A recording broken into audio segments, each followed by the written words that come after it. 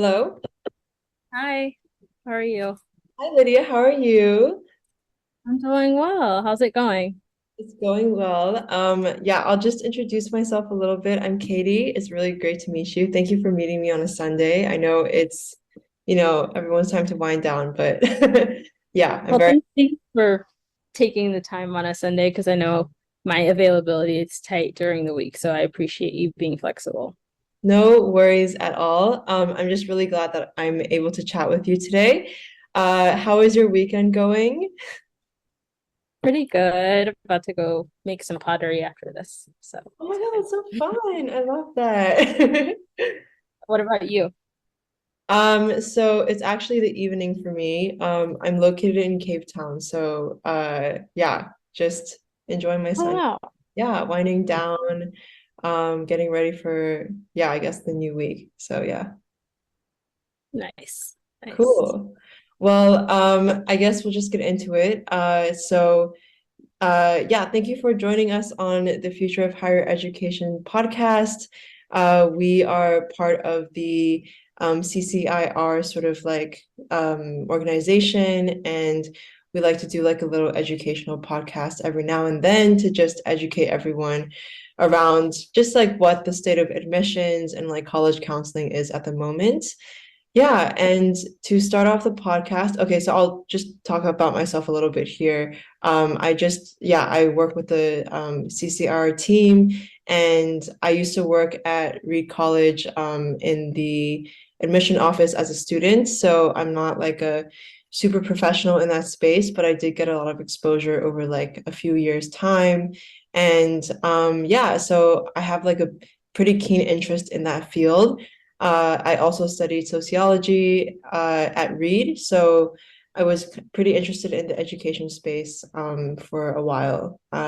Yeah, so that's my background, and I'm just helping CCR run the podcast as a host in the moment. So yeah, do you want to give us a little intro about yourself as well? Yeah, of course. So my name is Lydia Mason. I'm really excited to be here. My background is I've worked at NYU in both their admissions and advising offices. And now that I've worked there for a number of years and then I left and I'm now actually a high school English teacher. And I also continue to do college advising um, as a contractor for different college advising companies. Cool. Are you still in New York at the moment? I'm just outside of New York. I'm actually in Jersey City. So Okay, I never left the New York City area, but I'm not in the heart of the city anymore. nice. Okay, cool.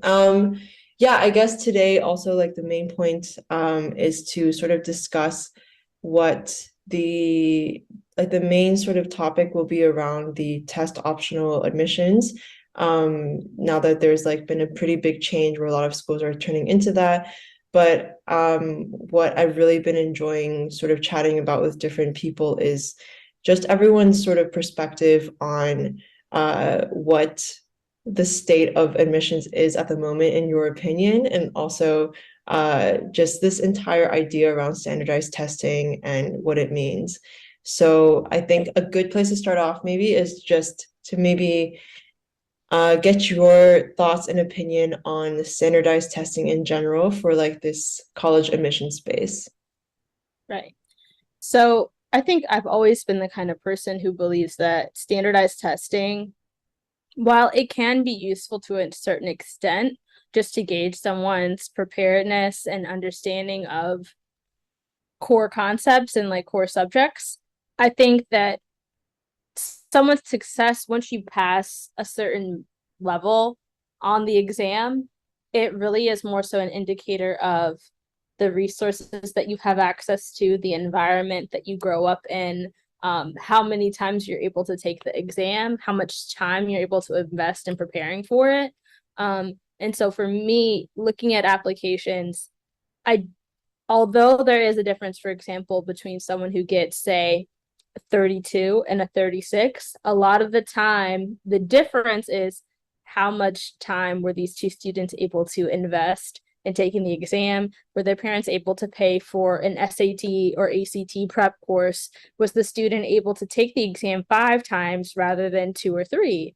Um, So I think that's honestly what a lot of colleges are starting to realize, is that having these test scores as a requirement for applications really limits students who don't necessarily have the resources to take exams over and over again. And also, as colleges have been becoming more and more selective, they've really been pushing to have the highest test scores possible to prove that they are only accepting the best and the brightest, which means that some of those students who actually are the best and the brightest but don't have those resources can't always make the cut because they don't fit into the statistics that the school is trying to achieve.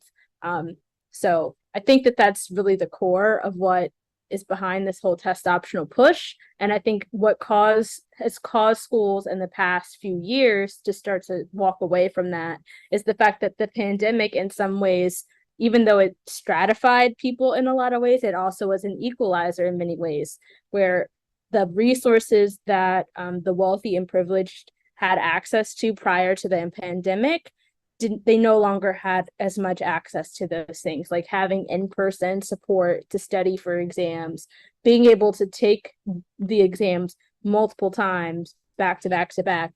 Those things were kind of wiped away during the pandemic, and it forced people to have to demonstrate their excellence in different ways than in the past.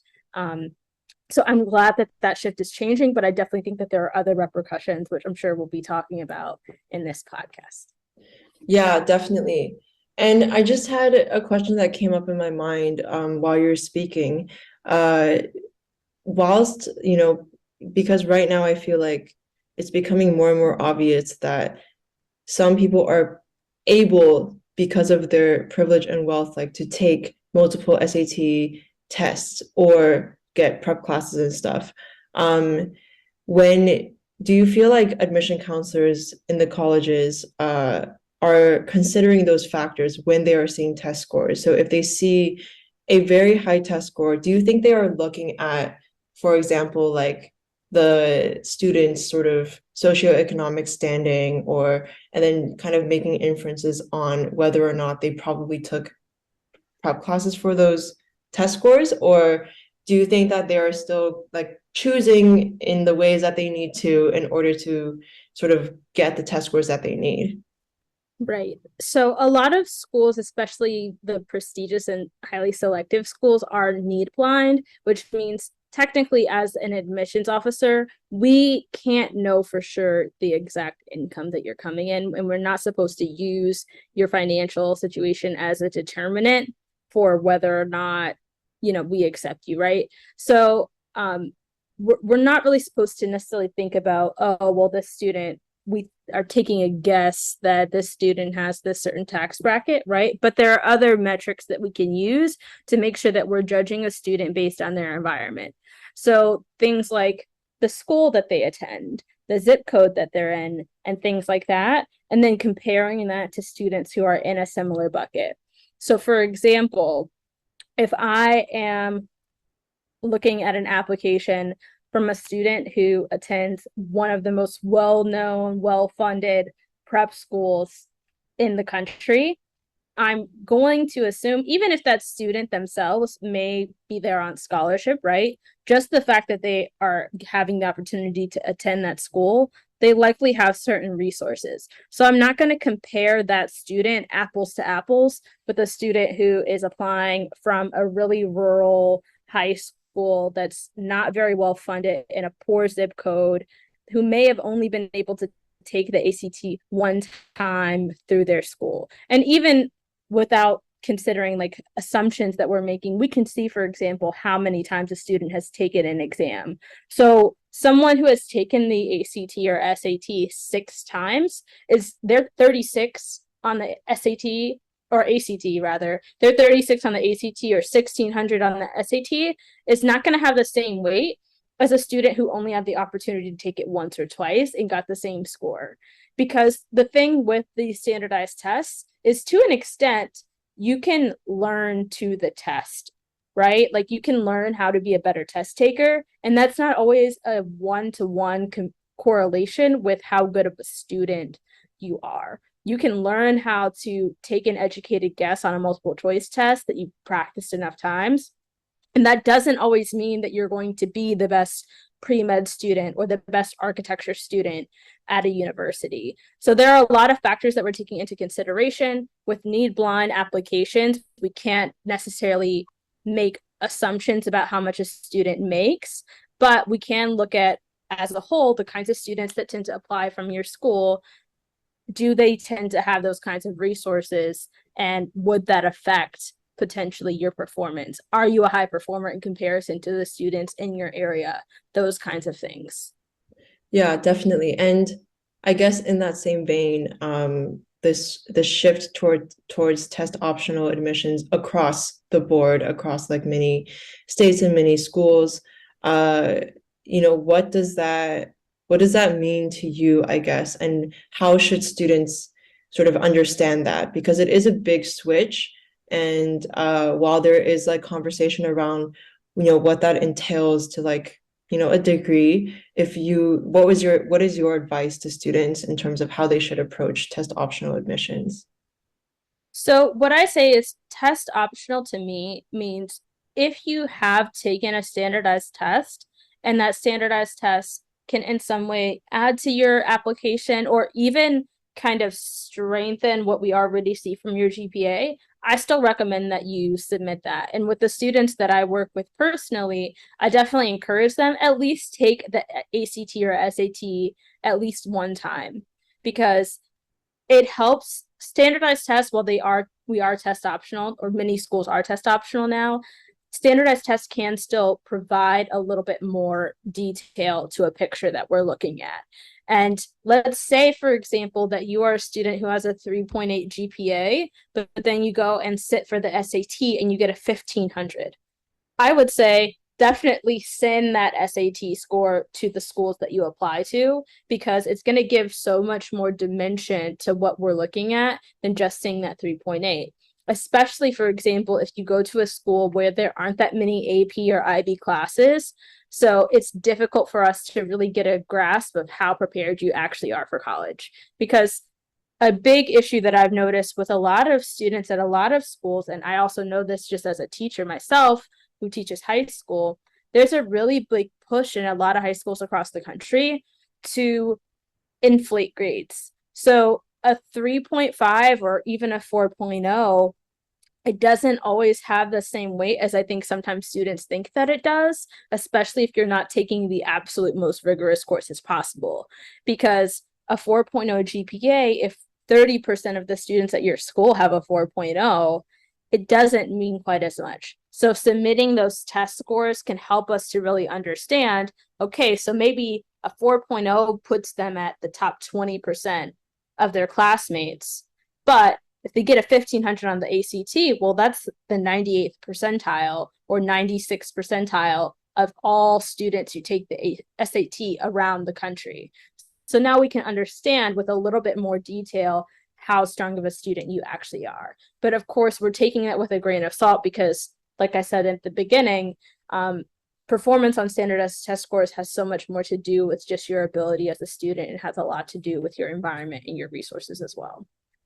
Yeah, I definitely hear you on that. And I was speaking to someone else last week who was discussing how MIT went test optional and then decided this year to reinstitute the tests, I guess, required sort of approach. And given that they are in many ways like not like a technical college, but they like, really want to know what people's abilities are on a standardized scale for more technical things. And yeah, I guess like it really made me wonder, what is the implication for students who do want to go that route, and if you feel like there is a different sort of uh, importance on those standardized tests for them versus someone who might be more into the liberal arts or something that is a bit more holistic in that sense. Yeah.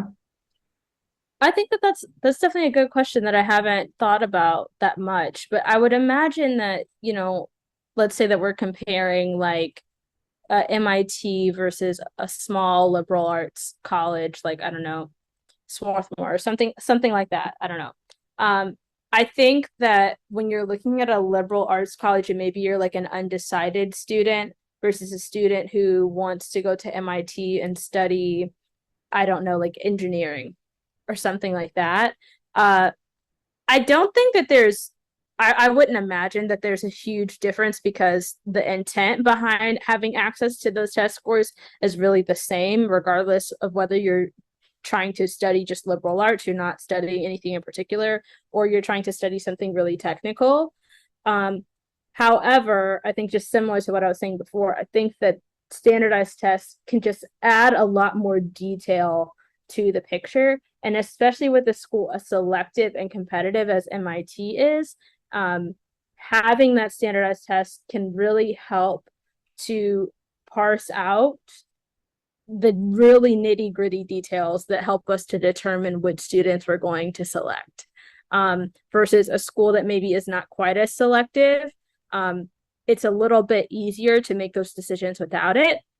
Also, something that I think is important is when you take away that standardized test as something that is required, something that I think people may not really think about as much is it's really critical that you can think of other ways to make yourself stand out as an applicant, because that means that every other part of your application is going to be looked at with a lot more scrutiny versus if we also had your test scores to examine, right? So if we're looking at a student who is applying to MIT and we can't see that you got a 800 in math on the SAT, or we can't see that you got a 36 in math and a 36 in science on the ACT, then you need to demonstrate that excellence in those specific disciplines in another way. And that means that you're taking the most rigorous math and science courses possible. And not every school necessarily has a large selection of AP math and science courses.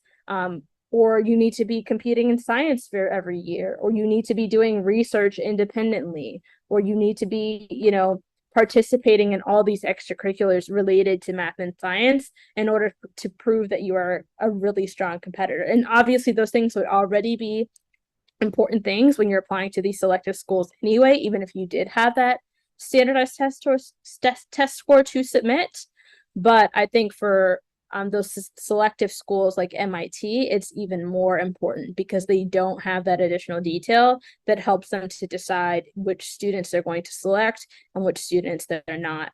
Versus a liberal arts school, I think that especially if you're coming in kind of undecided and you're just interested in exploring a lot of disciplines as a whole, you can demonstrate your ability to just be like a curious learner in a lot of different ways that don't necessarily require a standardized test in order to demonstrate that. Yeah, I definitely hear you on that. And you bring up a really great sort of subject to like go into next, which is the extracurricular element. Because the shift to test optional, or like students who want to submit test optional, it brings up the inevitable sort of subject on the extracurriculars. And you did mention a little bit on what people should focus on depending on their interests. But I think in general, students who might not have access to a lot of the very cool sort of like academic extracurricular type things that, other students might be able to have access to. What do you think everyone's priority should be? So, because I think we are in general sort of obsessed with kind of understanding how can we do the most all of the time, and then put all of the things onto our application and then just be like super impressive on paper. But what I've been hearing a lot is that it's about like the full narrative and story and things like that. So what is your advice to students, especially considering like the pressure they're getting from many places, like their parents or counselors and things like that? What should they be focusing on? Yeah. Um, that is like a really difficult thing because I feel like the messaging, if we're being completely honest, is that you have to be doing everything. And that's a really disappointing answer to give students when I'm working with them. But the issue is that there are so many more students applying to college, and every year colleges are trying to push themselves to the top of these ranks by making themselves more and more and more selective, right? Like NYU, for example, not even 10 years ago had an acceptance rate of I think around 30%, and now it's in the single digits in just a decade, right? And that's not just NYU, that's colleges around the country where the acceptance rate used to be something that felt a little bit more attainable, and now it feels like you're winning the lottery if you get admitted into these schools. And they're not even necessarily Ivy League schools, they're still prestigious, but not Ivy Leagues. And so when you're fighting for that spot against hundreds of thousands of other kids sometimes, or even tens of thousands of kids, in order to get accepted to a school, the sad truth is that you do have to push yourself in every regard. But I would say that for most, if not all colleges, the primary thing that they're looking for, where if you're weak in this regard, it will be very difficult for you to get through to the next part of the application, is academics, especially with, these Ivy plus type of caliber schools. If you're not getting at least a 3.3, 3.5, it's a really big push to try to get, and I would say really just above 3.5. If you're not getting above a 3.5 GPA, it's a really big push to try and get admitted into these schools. Because whether we want to admit it or not, it's not that there's a hard requirement for GPA or for standardized test scores, but in order for schools to prove that they are prestigious and selective, which in the space that we're currently in, schools being more selective makes them more desirable, makes more students want to go there. They are looking to boost their stats. They want to be able to say that the students that they admit have the highest GPAs. They take the hardest classes in high school. They get the best test scores. They have the most impressive accomplishments, right? And all of that starts with you proving that you are the best student possible in the environment you're currently in. You are the valedictorian, the salutatorian. You are taking as many APs as you possibly can. You are, getting the best test scores that you are able to achieve. And if you're not doing that, it's really difficult to build on it. So I would say start with the grades. Start, if you decide, like I encourage people to take the standardized tests, start with those things, try to make those as strong as you can, and then work from there. Because worst case scenario, let's say that you have really great grades, you have a really great standardized test score, but you're not able to stand out when it comes to extracurriculars. There's still a lot of really great state schools that will give you scholarship money for being an exceptional student, for being a national merit scholar, and all those different kinds of things. So I always tell students, start there. But if your goal is, I want to go to Columbia, Harvard, Yale, whatever, there has to be more to who you are besides someone who is good at school and then goes home. So that means taking on leadership roles whenever you can, being consistent in the activities that you participate in. So you're not someone who starts something one year and then is involved in something the next, but the activities that you're involved in are consistent with what you say you want to study in college or what you want to do in college. You stick with them, you take on leadership roles, and that you're someone who's actively invested in your community in some way and is doing something to be a leader and create something of your own. So that could be starting a club, that could be starting some sort of organization in order to give back, starting a mentorship program, being a tutor within your school, all those different things to show that you are someone who is not only really strong academically, but that you also have strong interpersonal skills and that you are invested in the community. Because as admissions officers, we're really looking to create the strongest campus culture that we can, and showing that you can be an active, invested citizen within that campus is really what we're looking for, not just someone who can study and get good grades and then go back to their dorm and study some more. Definitely hear you on that. It seems like the holisticness is becoming increasingly important. And I guess on that, what kind of shifts have you witnessed in the college admission space over the past few years? And is there any specific change that you feel like you want to see? Yeah, just as an admission counselor. Yeah. So something that I've noticed that I think, you know, a decade or more ago wasn't as big of a push is I see kids who are not accepted to schools and you would think that they check every single box, right? Like nearly perfect GPA, nearly perfect standardized test scores. They're president of their National Honor Society, they're captain of the soccer team, they're class president, all those different kinds of things. And it seems like they have the whole package. And for some schools, that's still not enough. And I think a change that I'm noticing now is this push for passion projects.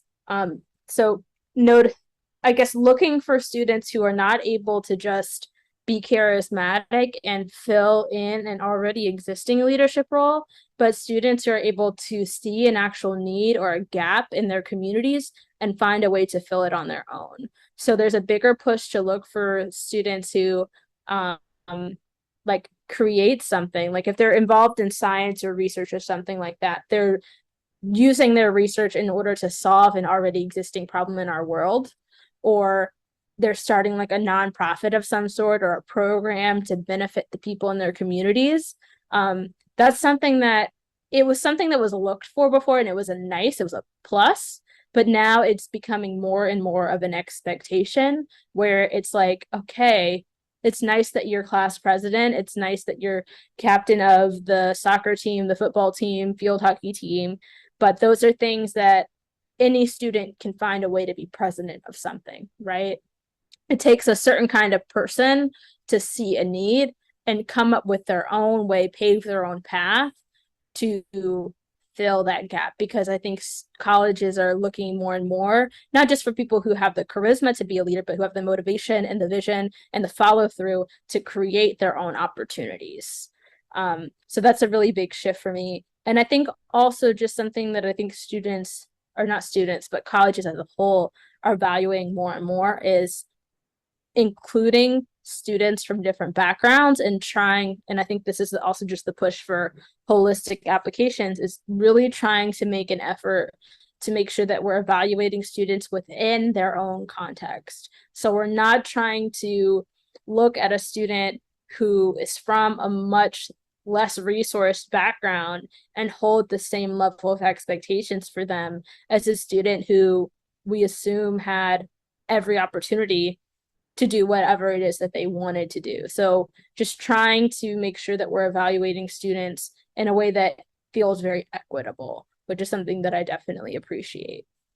Yeah, I definitely hear you on that. And I think, going back to the test optional sort of subject, I would love to hear what you feel like the impact of test optional is on the more underrepresented or like different socioeconomic background sort of students, because I feel like it does have a big difference. Yeah, like what are your sort of thoughts on that? I think that test optional definitely benefits, I think, certain students who are from underrepresented populations. So for example, like I also teach high school English in an inner city school. And so like I teach juniors and sophomores. And my previous students are like graduating seniors now. And so for me, like I'm seeing kind of that process firsthand. And I think that the test optional push, I think really benefits the students that I've taught who are highly motivated, have always taken advantage of every resource that is available to them. They're taking every AP class that the school offers. They're staying after school to work on their papers or get explanation from the science teacher on something that they weren't really wasn't something that wasn't really clicking for them in chemistry class, like those kinds of things. I think that test optional is really serving those kids because I can see in them, for example, that they have the motivation and they have the ability to understand the things that you put in front of them. However, just because of the lack of resources that our community and that our school has, they don't necessarily perform well on these standardized tests, especially because I teach Black and Latinx students. These tests were not really made with them in mind, right? So their capacity to learn, their capacity to excel in college does not always get reflected on their performance on standardized tests. So I think for those kinds of students, it really is a great thing. However, I think test optional is not just this blanket solution for every underrepresented student.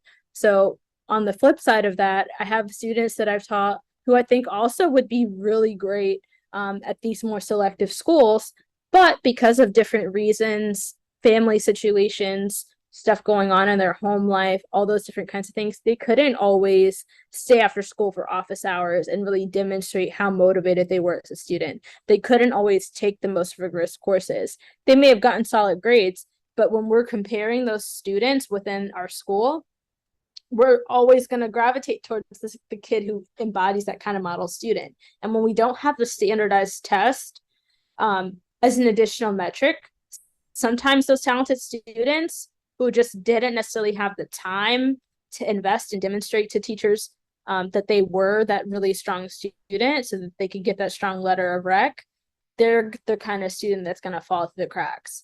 And so it's really difficult because, you know, I don't know if there will ever be an admissions process that will ever be fully, completely equitable, because admissions officers will never find, I don't think there will ever be a way for admissions officers to truly know in and out the capacity of a student. And sometimes, unfortunately, students don't have the time, the energy, the motivation to demonstrate that potential until it's kind of too late for it to really show up on paper in an application. Sometimes students don't get out of these really difficult situations that allow them to flourish until it's second semester of their junior year. And a lot of the time that's too late in the eyes of an admissions officer for them to be confident enough to admit them. So it is a really tricky thing. I think that a lot more students who are underrepresented in these selective schools now will be given more consideration because of it, but it also just puts a lot of pressure on these less represented students to embody that model student in every possible way within the classroom, and that's just not feasible for every person. Yeah, I definitely hear you on that. It seems very circumstantial. And you mentioned something earlier about just the shift of admissions being more on almost like students creating things themselves. How do you see that connecting to what you've just described? Because I feel like when I was applying to colleges, the expectation was just to be the president or some type of leadership position in schools. And people were creating things, but it was less of the emphasis. And yeah, I definitely have seen that in the past few years, the sort of, I don't even know if it's like an entrepreneurship energy or something, but it's just like creating things seems to be more of the focus. And if that is already, I mean, that is time consuming to say the least, but if students are already in situations where time is not available and things like that, do you feel like we like admissions moving into that direction is actually going to be damaging or more of like a fence or just like a dividing sort of factor, I guess, amongst students of different backgrounds, because we all hope that it becomes more equitable, but it feels like that could be more separating. Mm-hmm. Yeah, I definitely think that it can be a roadblock for students who don't have as much privilege, because it's very interesting for me, right? Because I teach at an inner city school, but a lot of the students that I work with as a college advisor are students who are from more affluent backgrounds, and their parents have the finances to be able to invest in someone to kind of guide their child through not even just sometimes the application process, but they may start in 9th or 10th grade and work with someone who can help their child develop a sort of persona that will make them as competitive as possible for these highly selective schools, right? And so it's interesting seeing the two sides of the application process from those different perspectives. And I think that this push for students to do passion projects, to create organizations, to invent something, to create a community of some sort, right? Like those expectations are really high. And a lot of the students that I work with as a teacher, they it's already a really big push for them to play a sport and participate in one or two clubs and then get good grades, because when they get home, they're taking care of their younger siblings, or they're expected to work 20 hours a week outside of school in order to contribute to their household. And so when you have students who are in that kind of environment where there are so many adult expectations for them, and then we're telling them also that they need to have this sort of passion project that they're devoting sometimes at least 10 hours a week in order for it to be something meaningful, that's a lot. And I think that there's a lot that we can learn about a student who is able and willing to invest that kind of time, because it does say a lot about someone's motivation. But the issue is that the students who don't have the ability to do that because of extenuating circumstances, it's a lot harder for them to be able to distinguish themselves. And again, colleges are trying as much as they can to try and evaluate students within their own circumstances. But the truth is, even within an inner city school, there is a wide range of how different students live. Like within the school that I teach, there are students who are an only child and they don't have that much that is expected of them outside of school. So if they're really motivated to get into a competitive school, they can, stay after school until 5:30 and work on something and put together a, literary night in order for kids to showcase like their poetry or something like that and do that passion project. But then there are kids who are the oldest of 5, and that would never be something that they would be able to do, even though the socio-economic situation or homeland within the same environment, students can be living such different lives and they can have such different expectations. I think colleges are trying the best to try and, account for those things, but the push for passion projects, I think, creates a new kind of inequity that we're going to have to find out a way to equalize and account for. Yeah, definitely. And I guess in the next few years, like given like the more test optional sort of colleges and things like that, what are some other changes that you hope to see within this space? Honestly, I think something that, I guess this has less to do with admissions themselves, but I think more so just the culture around applying to colleges. But I would love to see a bigger push or like a normalization of students not feeling like they have to apply directly out of high school, because I think that as the expectations for students continue to rise, I think that it would be really beneficial if more students could feel comfortable taking a gap year and exploring the things that actually interest them. And I think that's really what passion projects should be. Like, it shouldn't be a student doing something just for the sake of getting into college. Passion projects should actually be an opportunity for a student to explore something that they were already interested in and just go a little bit deeper with it in order to decide if that's something that they really want to spend their life doing. And I think that if we allow students to take a little bit more time between high school and college before they jump into making that commitment, we can have applications that are a lot stronger and are a better reflection of where that student actually is, versus when we're looking at applications that are almost exclusively from high school seniors. Most teenagers don't really know who they really want to be. They have an idea, maybe, but that idea oftentimes changes, and sometimes it's heavily influenced by the people around them and not really how they feel internally. So I think if we could just be more okay with kids taking a break and give them the opportunity to take a break for a year or two so that they can spend that time doing those passion projects and doing that exploration, I think that it would really improve the experience for both colleges and high school students, because we would just be able to evaluate things with much clearer eyes.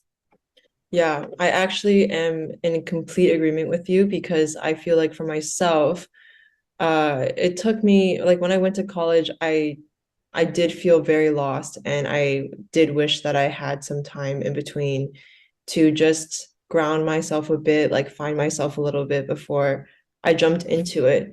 And I do feel like I would have found it more rewarding and I would have learned more if I had a little bit of a break. I would be curious to know, like, have you felt that more students are interested in that over the past few years? I would also wonder, like, because of COVID and stuff, uh, I feel like there was, for a lot of people, an inevitable break in some circumstances to take a break. So, have you witnessed like more students being interested in gap years? Is that something that's becoming more common? And also in general, when people are thinking about doing something like that, what should their focus be on and what should their priorities sort of be focused on? Like, because it's a gap year, it feels elusive and kind of big and scary. Yeah, so Yeah. Yeah, that's a lot. Those are a lot of good things to be considering. So, I think for me, it will probably be difficult for me to gauge like the overall trend, I think, with gap years, mainly because the students that I teach and also the students that I advise, I think have an overrepresentation of either students who maybe aren't interested in attending college at all, or students who have already had this decision of you're going straight to college kind of decided for them, or they feel very passionately about it. However, I would say, just as someone who in general works with teenagers, I've noticed more and more students who um, are seeing that a college degree, and this may be because of just as college prices increase exponentially, they're realizing more and more that a college degree is not necessarily the solution to success.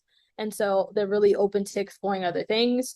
The increase of social media influences, for example, when I talk to my students, a lot of them just say, like, I see people on TikTok or YouTube or Instagram who live the life that I want to live, and they didn't need to get a degree in order to do that. So I want to just work on strengthening my skills, which doesn't necessarily require me to go to college, so that I can live that kind of lifestyle. So I think that there is kind of like a growing sentiment for that of why should I go to college? I know plenty of people who went to college and they're doing jobs that don't really require a college degree. Like my sister went to college and she works in retail. Why would I go to college if I'm just going to end up working at the mall? I work at the mall now in high school. So I think there's a growing feeling of that. But in terms of just how to approach a gap year, I think that it's really critical that students do have some sort of objective in mind, even if it's something like I'm going to travel, like having that intent and planning out what you want to do, or doing some sort of apprenticeship, or even something as simple as like I'm going to take on an internship. I'm going to work for this next year doing a very specific thing that's going to help me learn something about myself before I go to college so that I can have money saved. There has to be a very specific kind of mission, and it doesn't have to be anything super profound like traveling the world, but there needs to be a set goal that you're trying to achieve. It could be financial or it could be something personal if you're still trying to figure out what it is that you want to do. And you need to put a specific date on when that is going to need to be done so that you can move on to the next chapter of your life. Because I think what can be dangerous about gap years, and this is even for students who are going from undergrad to graduate school, is that the life that you live once you're done with school can kind of feel like very attractive, right? Like, oh, I don't have to worry about constant deadlines and due dates. I can kind of just take my life as it comes day by day, clock in, and then I'm done. Versus school, there's a lot more pressure and expectation. So it's really important that you go in, you have specific things that you're trying to learn about yourself, trying to achieve. There's not really a right or wrong thing that I think you can do. I think that's a very personal thing, but you have to be very regimented about how you handle it. And you have to have a clear plan and a clear end date so that you can move on to that next stage. And I also think that just through gap years, you should be open to considering a lot of different paths once that gap year ends. I think that there are a lot of students who don't fully consider trades as a possible option as well. And I think that's something that should be explored a lot more as well, because I see a lot of students who are either like, I'm definitely going to go to college, there is no other way, or they have the mindset of what's the point of going to any sort of school after high school? There's no point. I'm just going to be a YouTuber. And there are so many options in between those two paths. So Yeah, definitely be open to different things. that is so true. I feel like you just gave some really great advice, I think, to everyone, even if you are kind of stuck post university sort of stage and trying to figure stuff out. Uh, yeah, I feel like we covered so many great topics today. I think just to wrap it up, is there any sort of advice that you just want to like let the students know, just overall? I would say keep your options open as much as you can, but if you're confident that you want to apply to college right after high school, try to, as soon as you can, create some sort of coherent narrative for yourself. As someone who works as a college advisor, I think the biggest issue that I see when I'm working with seniors who are in the process of applying to college is that when we look back at the time that they spent in high school, most of the stuff that they were spending their time on was not reflective of the person that they wanted to become. And so it's really important that as you make decisions as you move throughout high school, that you're constantly asking yourself, is the thing that I'm doing right now, is it helping me become the person that I want to be? Or am I just doing this because my friends are doing it? Am I just doing it because I feel like I'm supposed to? Because when admissions officers are looking at your application, they're going to be looking at, does what they say in their application line up with what they actually did? So if you want to be a biology major and you want to be pre-med, it's going to be confusing, for example, if you spend all of your time on football and theater, Mhm. right? Because you say that you're this person who is super passionate about STEM and research, but you did nothing related to that your entire high school career. And I think that's just a life lesson in general, is constantly being reflective and thinking about, am I making decisions that are in alignment with the goals that I say that I have? And Yeah. if you're not doing that, then maybe it's time to reevaluate either the things that you do so that they can be in alignment with those goals, or even reevaluate, are those the goals that you actually want? Because if you're not interested in spending time working on them, then maybe not, that's not the passion that you think you have. Yeah. That is such great advice, I think, for the students who will listen to this podcast, but also everyone else. I think it's more than natural to feel a little lost every now and then. And it's just so important to have a bit of a compass and just, yeah, just feel, just rethink and like reflect on what you're doing. Yeah, and I think on that, thank you so much, Lydia, for joining us today. It was such a pleasure to chat with you. I think you have so much great advice and knowledge on all of the subjects we've talked about. And I'm sure that our students will also find this incredibly illuminating and helpful for when they are applying to schools too. It was great talking with you. Yes. Enjoy the rest of your Sunday and yeah, have a great one. And please do email me or anything if you have more questions and things like that. Yeah, no problem. All right, thanks. Cool. Bye. Bye.